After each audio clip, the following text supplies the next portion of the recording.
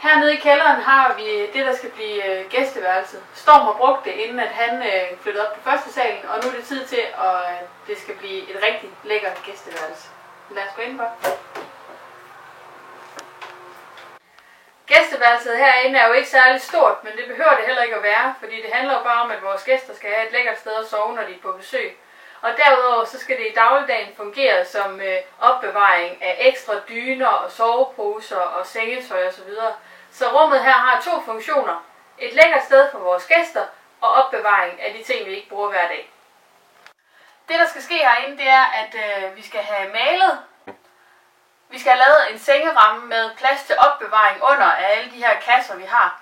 Og derudover så har vi nogle små reparationer for vores gamle VVS-rør. Og så skal rummet i det hele taget bare gøres rigtig indbydende og lækkert.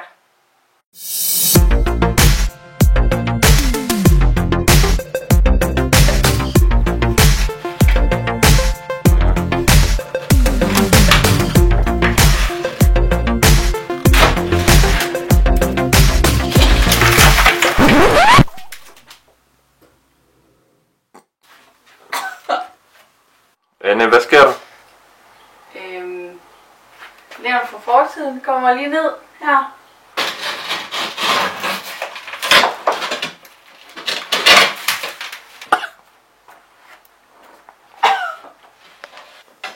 Hvad så? Ja, vil du ikke godt lige lægge det der kamera, så vi kan lave lysningen sammen? Hvad er det, du siger? Jeg siger, læg det kamera, så vi kan lave lysningen sammen. Hvem skal så filme det? Ja, fuck filming lige nu. Jeg har brug for din hjælp. Du klarer det ellers så godt, skat. Nej, jeg vil have din hjælp. Jeg gider ikke stå og lave udregninger selv. Du må hjælpe. Læg kameraet.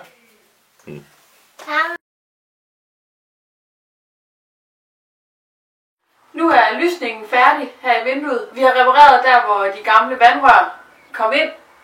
Og nu skal vi have det sparklet, inden vi kan male.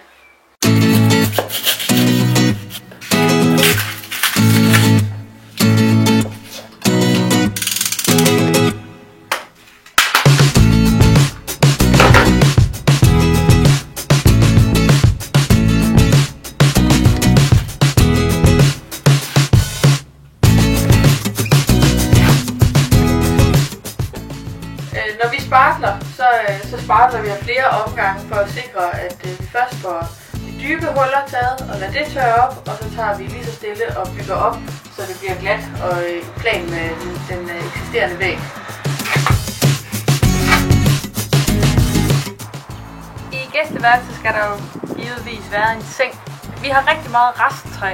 Det vælger vi at bruge til at bygge et sengestel med opbevaring under, og så en god madras ovenpå. På den måde så kan vi, når vi ikke har gæster, bruge gæsteværelset til opbevaring af dyner og soveposer osv., uden at det skal stå og se træls ud. Men først skal vi have savet dem i de korrekte mål, så vi kan få det samlet og få det malet.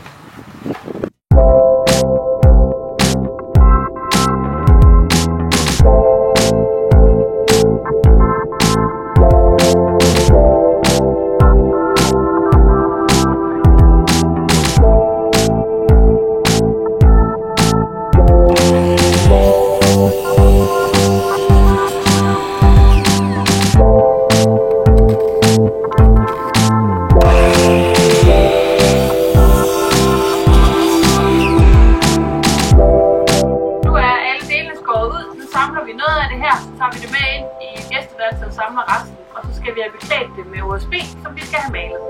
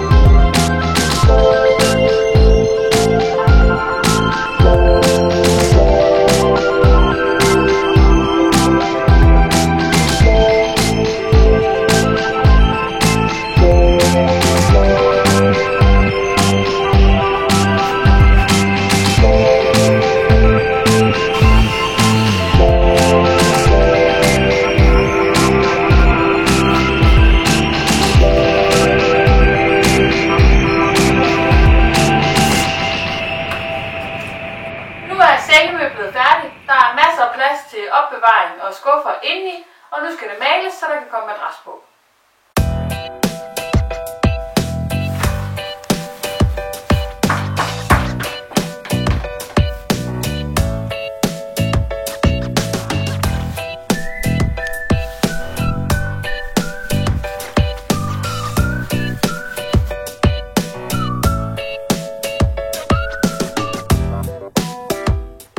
Færdig med at behandle og male det her sengemøbel herinde på gæsteværelset, og der er masser af plads til opbevaring.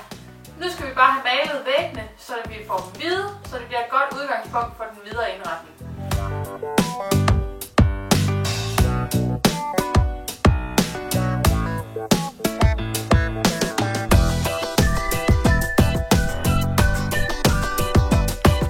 Nu er vi færdige med at male, og så kan vi gå i gang med at sætte f.eks. belysning op herinde i gæsteværelset. Vi har fundet de her lamper, som har integreret dæmper på, og så er de heller ikke så store. Så det begynder at ligne et rigtig lækkert gæsteværelse nu.